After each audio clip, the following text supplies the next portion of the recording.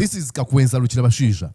Despot Museveni was driven to Mbuya Military Hospital at 3 a.m. to bid farewell to his wife, who has been admitted there and on oxygen for several days. It was deemed impossible to fly her out, and she could have died while airborne. Family crying already. And upon sharing this, look at the comments from the citizens.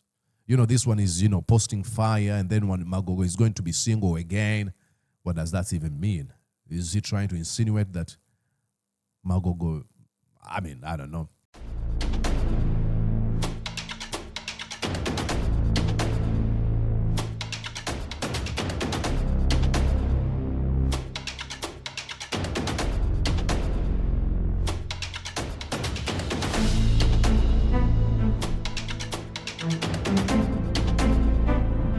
All right, ladies and gentlemen, we're going to talk about this. Now, yesterday, shockwaves rippled across social media after exiled activist and author Kakwenza Ruchirabashisha took to his X platform with an extremely startling claim that President Museveni had been rushed in the dead of the night around 3 a.m. to Mbuya Military Hospital to bid a final farewell to his wife and First Lady, Janet Museveni. According to these unverified reports, the First Lady had been hospitalized for several days, reliant on oxygen, and in such a critical state that doctors allegedly ruled out the possibility of flying her abroad, fearing she might not survive the journey. Those were the claims. Before any confirmation could emerge, the internet exploded. It erupted, mostly in ways you couldn't believe. Waves of reaction, some sympathetic and others disturbingly celebratory. They flooded online spaces, exposing what you could define as a deeply polarized and emotionally charged public mood. Yet, amid the frenzy, a sobering reality remains.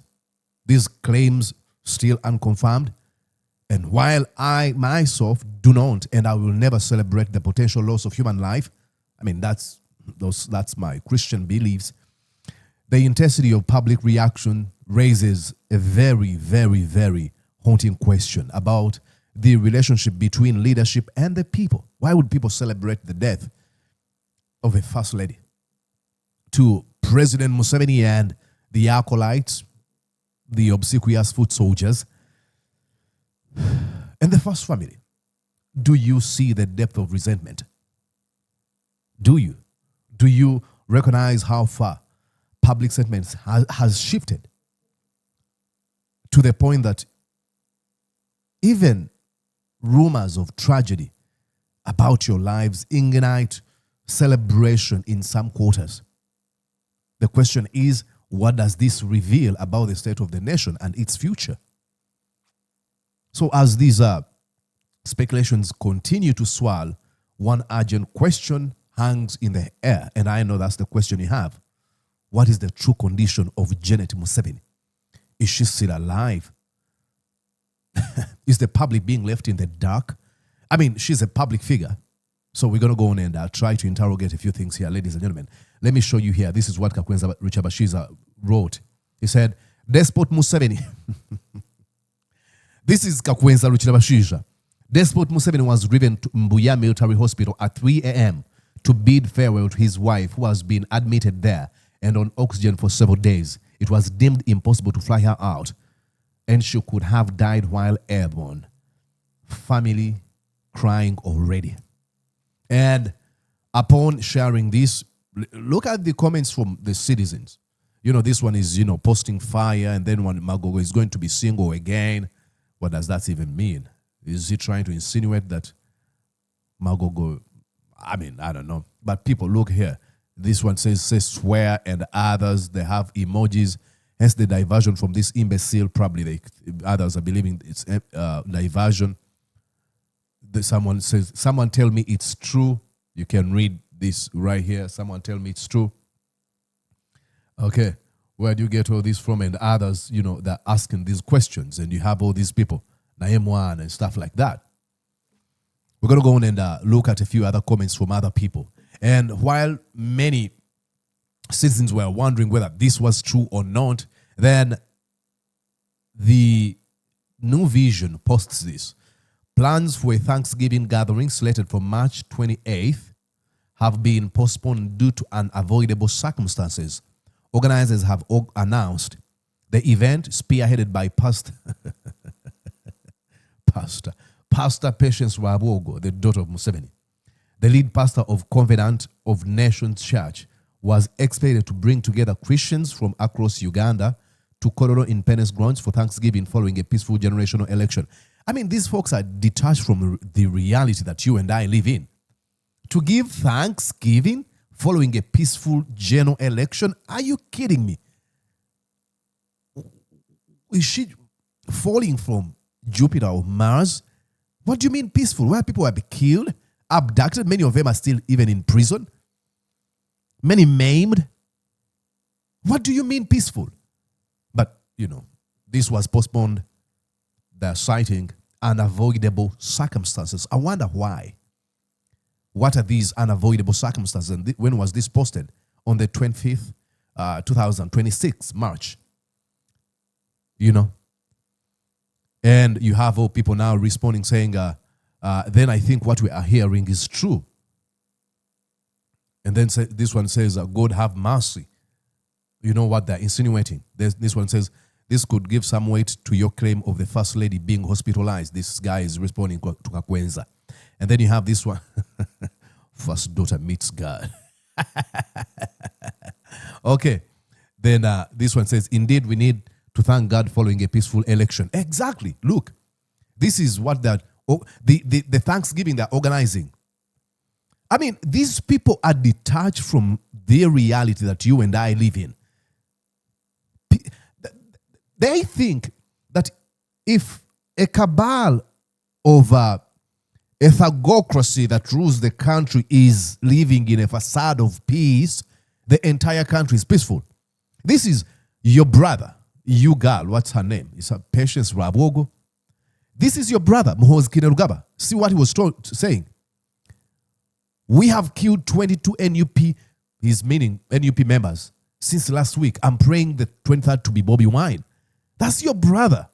And you're going to organize a Thanksgiving for peaceful. What does she even mean? What does it even mean? Listen here to what he says. I'm Muhoozi Kainerugaba. I'm a prophet of Almighty God. They want to always associate their names with God. I told you that all Musei would win.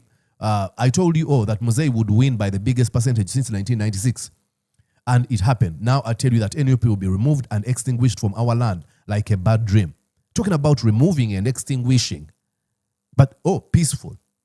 It says, the first thing I'll remove Bobby Wine's are his balls. Then says, personally, I'm embarrassed by our record. 22 killed in 1 week is too low. I promise to do better.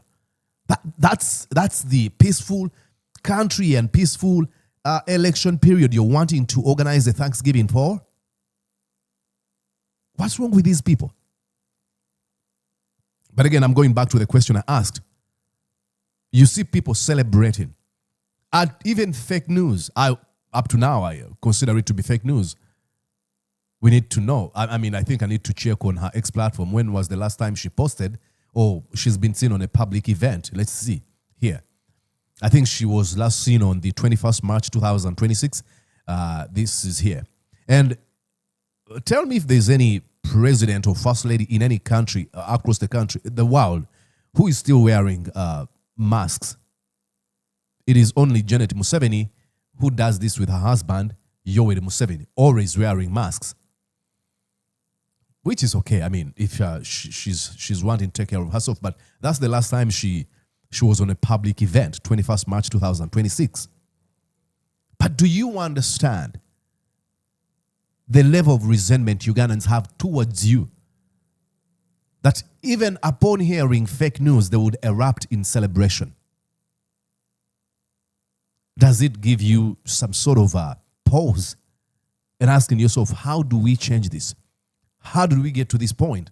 And I'll tell you, it was Museveni who actually told us. I want to listen to what he said some few years ago. This is what he said.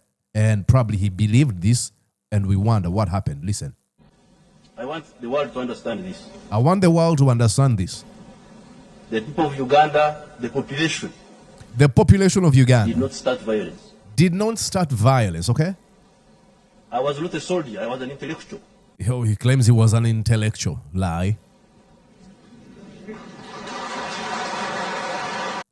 Listen to that. He even pauses to signal to those folks to clap for him. Why did I become a soldier? I became a soldier to defend myself and my people against state-inspired violence.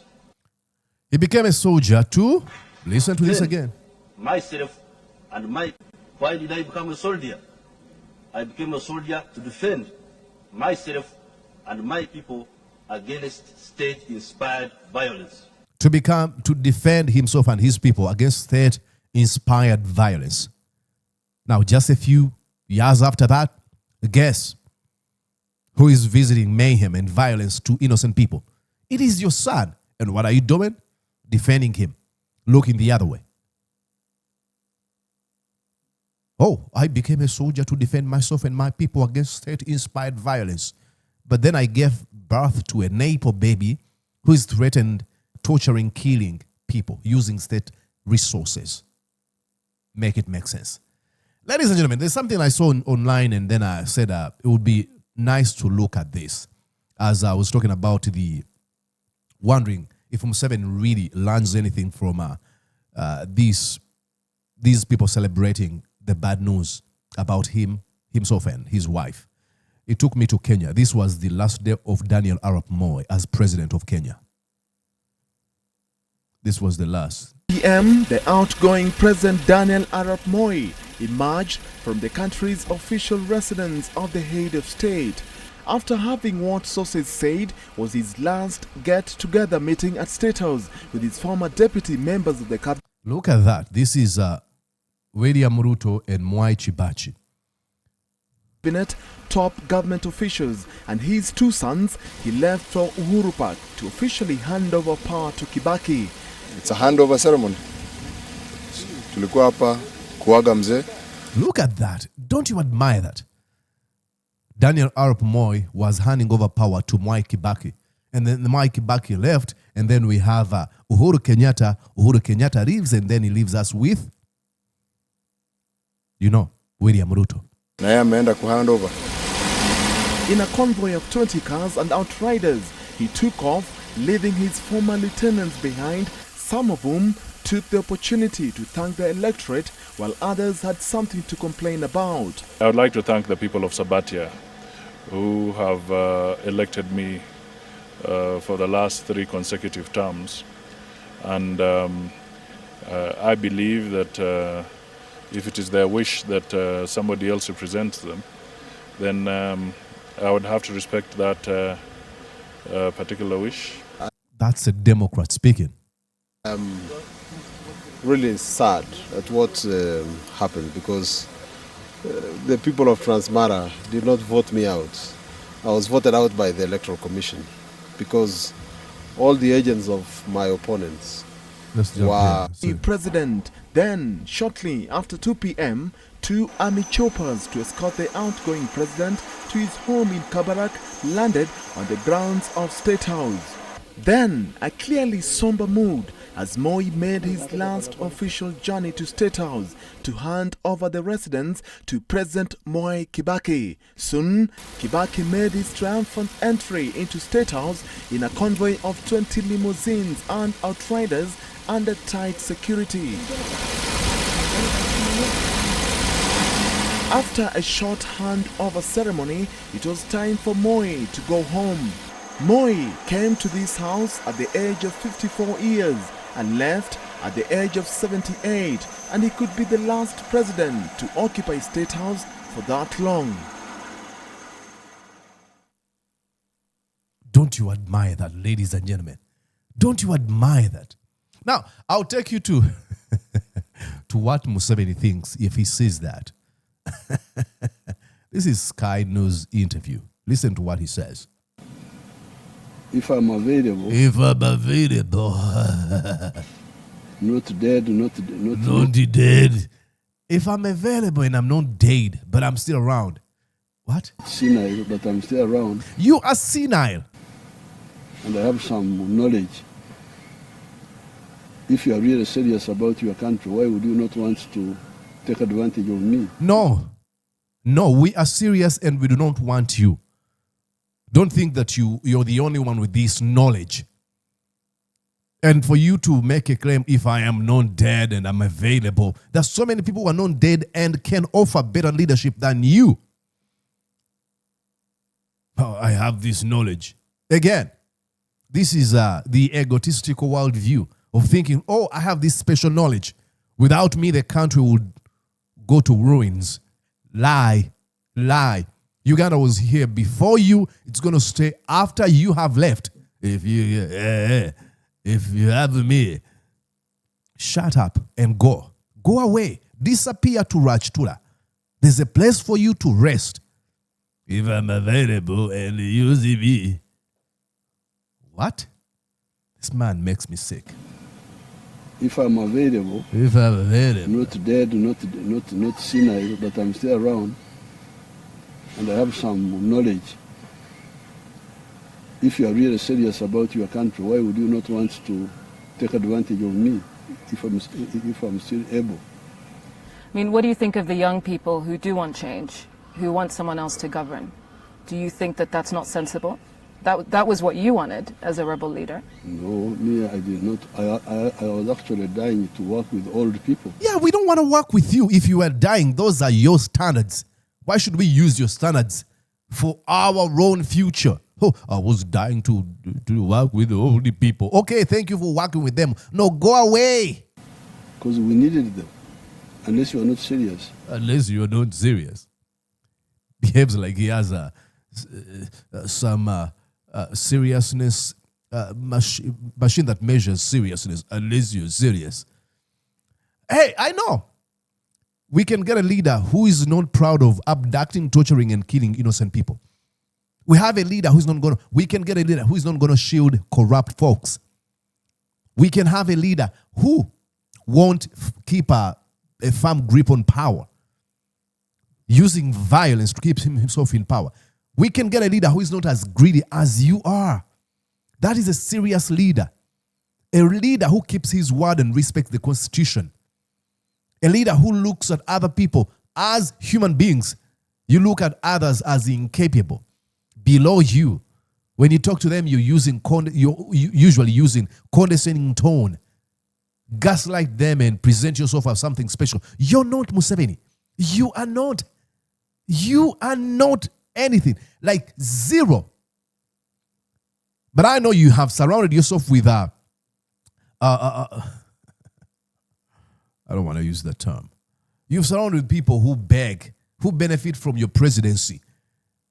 They keep on praising you, heaping praises on you. Then that makes you feel like, oh, I am this special. No, they don't even care. If you left, they would have other people they think could lead Uganda. They're not able to tell you this because proximity to power shields them from accountability and puts food on their table in ways that is not accountable. So we don't care. Oh, if I'm available. Jeez, this man. Okay, lastly, I'll show you again about the peaceful transfer of power. Watch here. Then Chibachi handing over to... It was his last meal at State House. Now that is Chibachi, Mwai Chibachi. After Arap Moi handed over to Mwai Chibachi, and Mwai Chibachi now is handing over to Uhuru Kenyatta. Going forward, he will require an invitation from the new president, Uhuru Kenyatta, to access this house on the hill, washing his hand of all matters of running the affairs of the country, taking a place as the many others as a guest at State House. I mean, who looks at that and is like, oh, Kenya are jokers. We cannot do that. We are better than Kenya. We have Museveni, the grand Ayatollah of Ugandan affairs. Who looks at that and doesn't admire? And if they do, why are they still fighting to sustain this old man who doesn't even care anymore? Who doesn't admire that? Am I naive? Tell me, who doesn't admire that? Well, that's it for now, ladies and gentlemen. Let me know where you're watching me from, and if you really enjoyed this one, please go on and write in the comment section. What do you think about this? Do you think Janet Museveni is still alive? Is it just fake news? Was it diversion to divert people from some things? I don't like it when Ugandans almost call everything diversion. Diversion. Come on. All right. I'll talk to you soon. Please stick around. My name is Mordecai Murisa. Bye-bye for now. Did you enjoy what you just watched? I'm sure they did. I'm going to guess that you did. How about you consider subscribing to Mordecai Marissa Live YouTube channel? Thank you.